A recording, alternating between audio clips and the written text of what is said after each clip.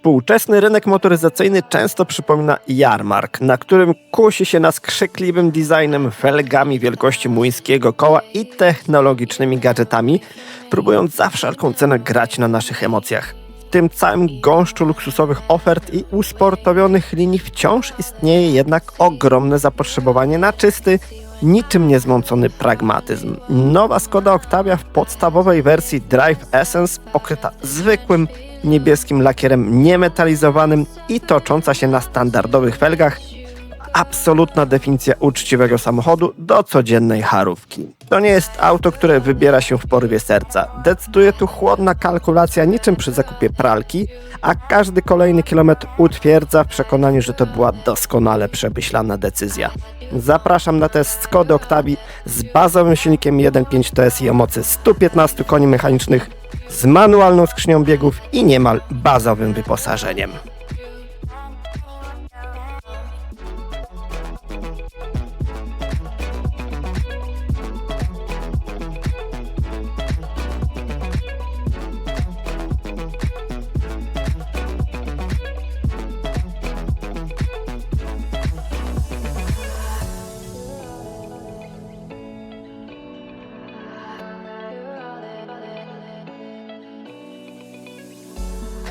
I could wait 1,000 days.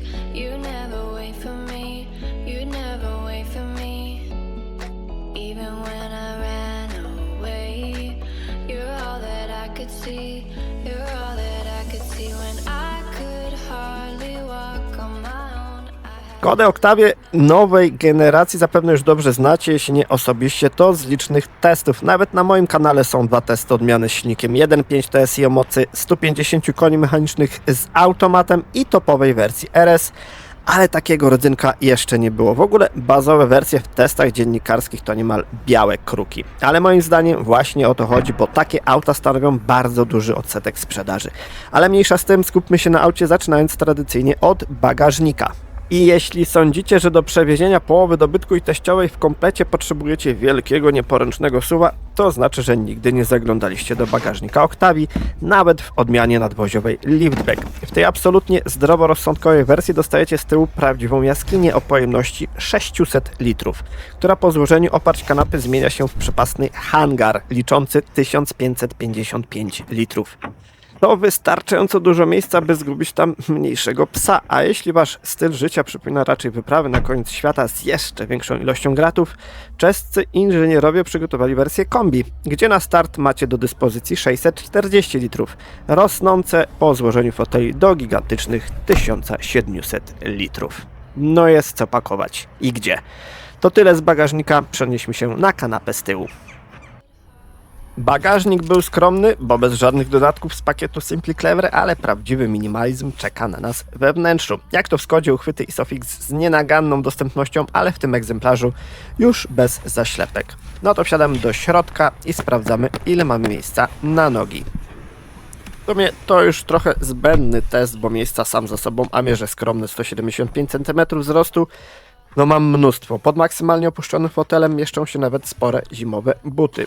Nawet w bazowej wersji są nawiewy na tył, porty USB-C do ładowania, jakaś dziwna plastikowa kieszonka, ale kieszeni w oparciach foteli już nie uświadczymy. Podłokietnika również nie ma i to chyba najbardziej dokuczliwy brak. Są jednak haczyki, a materiały oczywiście twarde, choć Skoda nie oszczędziła na piance na podłokietniku. Jest także trochę materiałów w schowku drzwi. Spasowanie jest przyzwoite. Tutaj zaskoczeń nie ma. A co znajdziemy z przodu? Przesiądźmy się na fotel kierowcy.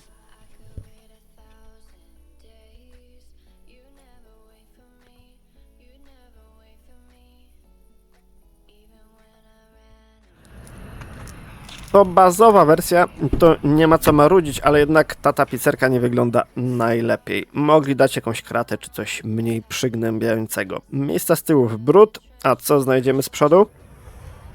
Siadamy, zamykamy drzwi, bo piekielnie zimno, odpalamy silnik i sprawdzamy. Nawet w bazie dostajemy proste wirtualne zegary oraz niewielki ekran systemu multimedialnego. Niewielki, ale Wiecie co, moim zdaniem optymalny. Działa bezprzewodowo Android Auto i Apple CarPlay i to wystarczy, aby czytelnie pokazać mapy i najważniejsze funkcje.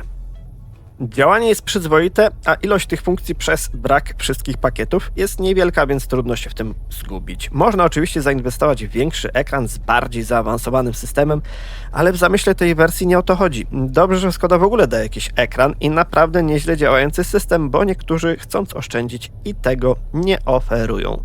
Tu jest moim zdaniem optymalnie.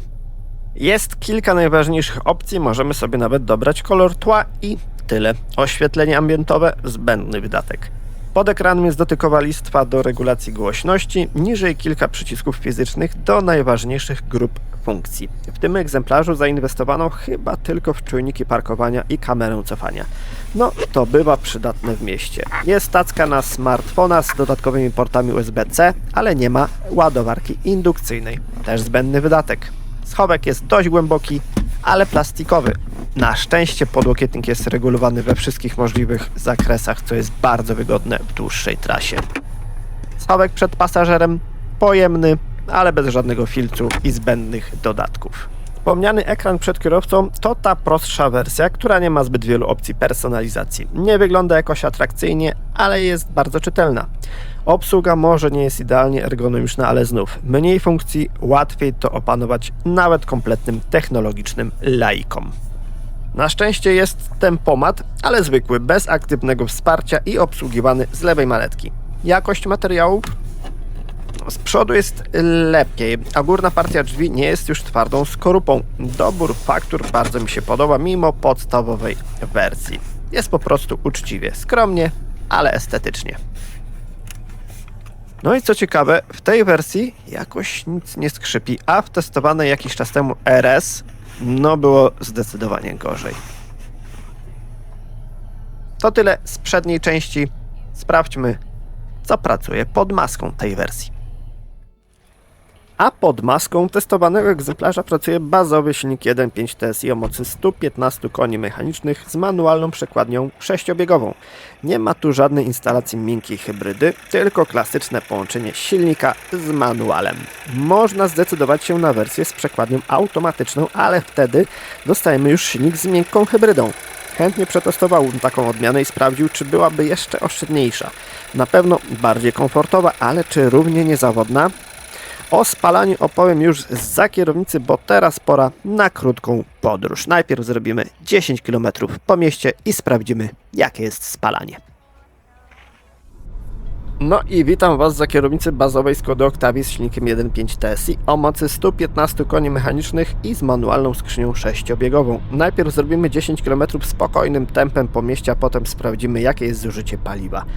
No i znów mamy sporo czasu, więc pomówmy o naszej głównej bohaterce. I już na wstępie trzeba przyznać czeskim stylistom z Mlada Bolesław, że potrafią narysować samochód, który nawet w najbiedniejszej bazowej specyfikacji wciąż wygląda niezwykle schludnie. Wersja Essence to ten moment, w którym wizualne fajerwerki ustępują miejsca niemal brutalnemu pragmatyzmowi.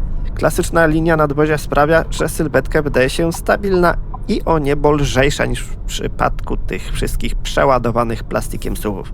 Rezygnacja z błyszczących chromów na rzecz czarnych matowych wykończeń nadaje autu surowy, ale taki profesjonalny charakter. To stylistyka, która zestarzeje się znacznie wolniej niż agresywne, przypominające statki kosmiczne projekty konkurencji, co ma gigantyczne znaczenie przy późniejszej odsprzedaży na rynku wtórnym.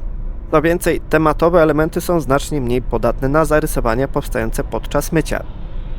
Wiem, nudne podejście i zdaniem niektórych chwalenie takich zabiegów stylistycznych to przesada, ale niektórzy patrzą na auto praktycznie, a wtedy to ma ogromne znaczenie. W połączeniu z niebieskim lakierem niemetalizowanym oraz standardowymi do bólu zwykłymi obręczami samochód prezentuje się po prostu uczciwie, jak narzędzie. Brak zbędnych pakietów czerni czy aerodynamicznych listew tylko podkreśla utylitarny charakter tego pojazdu.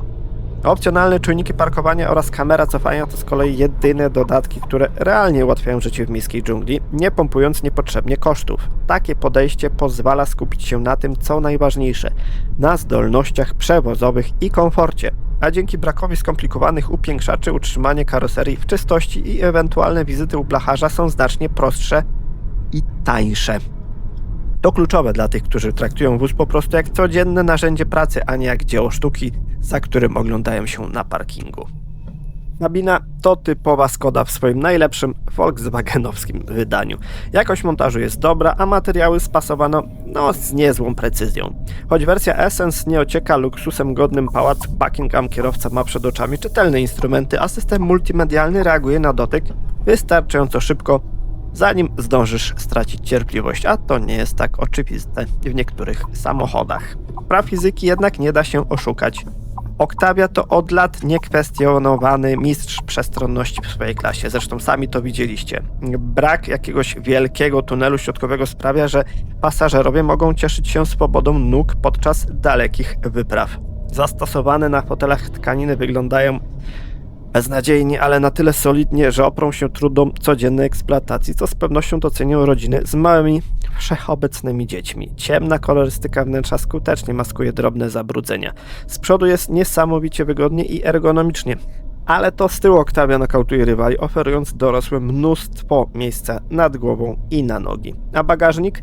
No i bagażnik nie padł ofiarą żadnej hybrydyzacji. To potężna jaskinia o pojemności 600 litrów, która deklasuje większość kompaktowych SUV-ów. A po złożeniu oparć tylnej kanapy robi się z tego niemal hangar o pojemności 1555 litrów. Kształt przestrzeni ładunkowej jest nienaganny, zresztą sami widzieliście, choć po złożeniu oparć kanapy jest delikatny próg. To wszystko pozwala na bezstresowe pakowanie największych i najbardziej nieporęcznych przedmiotów. Znajdziemy też autorskie sztuczki producenta, takie jak kultowa już skrobaczka do szyb ukryta w klepce wlewu paliwa, czy haczyki na zakupy w bagażniku, chociaż musimy do tego dokupić pakiet Simply Clever. Ale nawet w tej najtańszej wersji w drzwiach nie zapomniano o pojemnych schowkach na wszelki bałagan. Trzeba jednak przyznać, że brak podłokietnika na tylnej kanapie to coś, co można odczuć na własnych kościach podczas dłuższej trasy. To już mogłoby być w standardzie.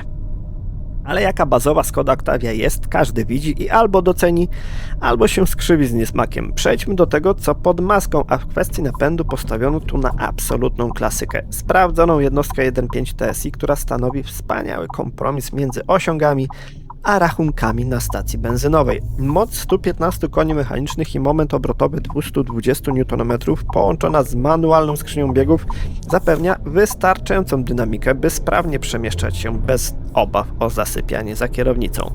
Silnik pracuje kulturalnie, a ponieważ nie wozimy ze sobą setek kilogramów ołowiu czy litu pod postacią wszelkich baterii, auto prowadzi się lekko i przewidywalnie w każdych warunkach, mimo raczej prostego zawieszenia.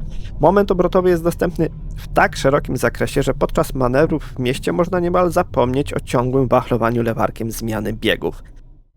To doskonały wybór dla tych, którzy sportowych emocji szukają raczej przed telewizorem, a w aucie cenią inżynieryjną prostotę i spokój.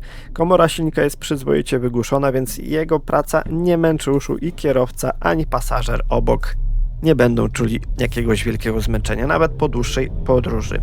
To konfiguracja stworzona dla trochę skąpców w pozytywnym tego słowa znaczeniu. Spalanie to prawdziwy powód do dumy, bo przy spokojnej jeździe pod miastem bez trudu osiągniemy wynik rzędu 4 litrów na 100 km. Co sprawi, że kierowca zaawansowanych hybryd będą przecierać oczy ze zdumienia. W miejskich korkach zoptymalizowany silnik potrafi utrzymać zużycie w okolicach 6-7 litrów, zresztą zobaczycie to sami pod koniec naszego miejskiego testu.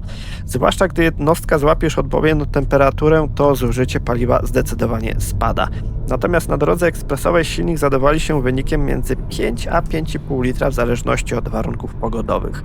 Poza tym dzięki inteligentnemu systemowi odłączania cylindrów przy małym obciążeniu Octavia potrafi spalać ilości benzyny wręcz homeopatyczne, a serwisowanie jest również bezstresowe ze względu na brak udziwnionych elektrycznych modułów, wielkich turbosprężarek czy wspierających napęd dodatków, co bezpośrednio przekłada się na znacznie tańsze pakiety przeglądów w autoryzowanych serwisach i ewentualne naprawy pogwarancyjne. A jak ta Skodzinka się w ogóle prowadzi? Na gładkim asfalcie Octavia prowadzi się bardzo pewnie i stabilnie, dając pełne poczucie kontroli. Układ kierowniczy przekazuje zadowalające informacje z kół, absolutnie nie zmuszając nas do angażowania się w jazdę, niczym w bolidzie Formuły 1. A ponieważ w tej wersji uniknięto absurdalnie wielkich, mieniących się w słońcu felg odwracających szyję na drogach, komfort rezerwowania jest genialny. Samochód miękko połyka nierówności bez nerwowego podskakiwania na uskokach. Poza tym balonowe opony z wyższym profilem wchodzą w zwarcie z krawężnikiem i wyrwami w drodze o niebo odważniej niż ich modne, niskoprofilowe odpowiedniki. Izolacja akustyczna kabiny trzyma raczej przyzwoity fason, pozwalając na podróż bez konieczności przekrzykiwania szumu wiatru. Z kolei ten wyższy profil gumy staje się osobistym ochroniarzem waszych felg podczas parkowania na styk przy krawężniku. W czasie jazdy najbardziej docenicie jednak hamulce, które działają po prostu normalnie, gładko, liniowo i bez żadnych szarpnięć, natychmiast budując zaufanie do maszyny. Zawieszenie zestroją tak leniwie i komfortowo, że auto zupełnie zachęca do sprawdzania przyczepności na zakrętach, ale w zamian oferuje błogi spokój na dziurawym asfalcie. Jak na długie nadwozie typu liftback, stabilność przy bocznych podmuchach wiatru naprawdę robi wrażenie. To wszystko sprawia, że wóz nie zmęczy Was nawet po wielu godzinach w trasie, a nabijanie kolejnych kilometrów na licznik staje się tutaj czynnością relaksującą i niezwykle bezpieczną. Zresztą sam pokonałem tym autem podczas tygodniowego testu ponad 1200 km i był to bardzo przyjemny detoks po testach bezsensownie wymaksowanych w konfiguratorach egzemplarzy. Ale przejdźmy teraz do najważniejszego, czyli wyników spalania w mieście. Po 10 km spokojnym tempem wyszło 6,4 litra na 100 km. No i teraz pora na pomiar spalania na drodze podmiejskiej przy prędkości od 70 do 100 km na godzinę. Po 10 km sprawdzimy, jaki jest wynik. Pora też na liczby, a te dla konkurentów są dość okrutne. Cennik bazowej Skody Octavii Essence startuje od 112 300 zł. To ceny katalogowe. A po dorzuceniu obowiązkowych w dzisiejszych czasach czujników oraz kamery zamykamy się w bardzo rozsądnych rejonach 116 000 zł. A tyle kosztuje odmiana Drive Essence, wzbogacona właśnie o te dodatki. W chwili nagrywania materiału trwała promocja i zamiast 116 000 zł w cenniku widniała kwota 109 000 zł.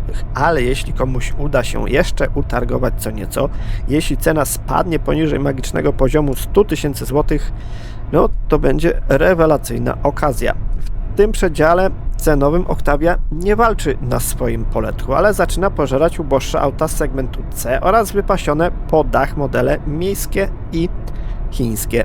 Konkurencja bardzo często proponuje w tych samych pieniądzach auta o całą klasę mniejsze i zdecydowanie słabiej wyciszone. Dodając do tego żelazną wartość rezydualną, koszt posiadania tego czeskiego cudu to absolutne dno rynkowych wydatków, co jest argumentem potężnego kalibru dla flot i pragmatyków. No i zestawienie ceny czeskiego liftbacka z bezpośrednimi rywalami w segmencie C wypada dla niego bardzo korzystnie. Wewnętrzny koncernowy rywal, czyli Volkswagen Golf z bliźniaczym 116-konnym motorem 1.5 TSI to wydatek katalogowo 119 790 zł, co oznacza sporą dopłatę za zauważalnie krótsze auto z dużym, mniejszym bagażnikiem. Z kolei azjatycka konkurencja w postaci Hyundai i30 napędzana trzycylindrowym silnikiem 1.0 TGDI o mocy 115 koni mechanicznych kusi przystępną ceną katalogową 106 400 zł. To pozornie niezła oferta, ale już na starcie zniechęca silnik 1.0 TGDI, a w standardzie dostajemy 15-calowe felgi stalowe z kołpakami i manualną klimatyzację. No cóż, w tym samym przedziale cenowym znajduje się jeszcze popularna Toyota Corolla. Egzemplarze w wersji sedan z motorem 1.5 o mocy 125 koni mechanicznych pochodzące z wyprzedaży rocznika 2.24, tak, 2.24, a mamy przecież 2.26, można nabyć za około 101 900 zł. I choć japońska oferta jest atrakcyjna cenowo, to pod względem absolutnej przestrzeni w kabinie i realnych możliwości przewozowych bagażnika, czeska propozycja niezmiennie pozostaje klasowym liderem. Oczywiście alternatyw jest jeszcze sporo i w ogóle pozostaje pytanie, czy kupowanie aż takiego golasa ma sens, podczas gdy wystarczy dorzucenie 10-15 tysięcy złotych, aby mieć o wiele lepiej wyposażoną wersję. Jasne, można dorzucić i 50 000 złotych, bo na to pozwala rozbudowany konfigurator, ale dla wielu klientów to będzie po prostu bez sensu. Ma być tanio i może być tanio, nawet w okolicach 100 000 złotych za naprawdę dużego przedstawiciela segmentu C. Osobiście dorzuciłbym chyba tylko jakiś podstawowy pakiet zimowy i podgrzewanie kierownicy, co w tej zimie się przydało. Więcej do normalnej jazdy nie jest mi potrzebne.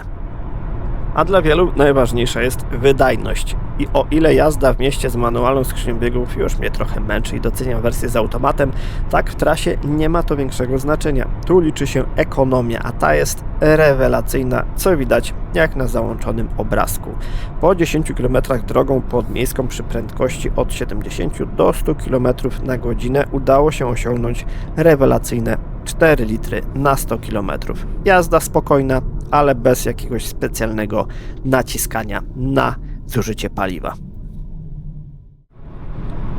No i na koniec jeszcze droga ekspresowa i prędkość 120 km na godzinę. Warunki takie trochę średnie, bo zimno, trochę mokro, a i zdarzały się jakieś lekkie zatory po drodze, ale tak czy siak zobaczymy, jakie będzie zużycie paliwa po tym dystansie. No i chyba czas na jakieś małe podsumowanie. Moim zdaniem Skoda Octavia z silnikiem 1.5 TSI o mocy 115 koni mechanicznych to wręcz uosobienie drogowego rozsądku i pragmatyzmu. Oferuje rewelacyjną przestrzeń i śmiesznie niskie koszty utrzymania. Oczywiście musimy pogodzić się z tym, że za te pieniądze otrzymamy skromne wyposażenie standardowe. Nie uświadczymy tu automatycznej skrzyni biegów w bazowej wersji. Niektóre funkcje w systemie multimedialnej obsłużymy wyłącznie manualnie, a na dłuższą metę z tyłu zabraknie podłokietnika.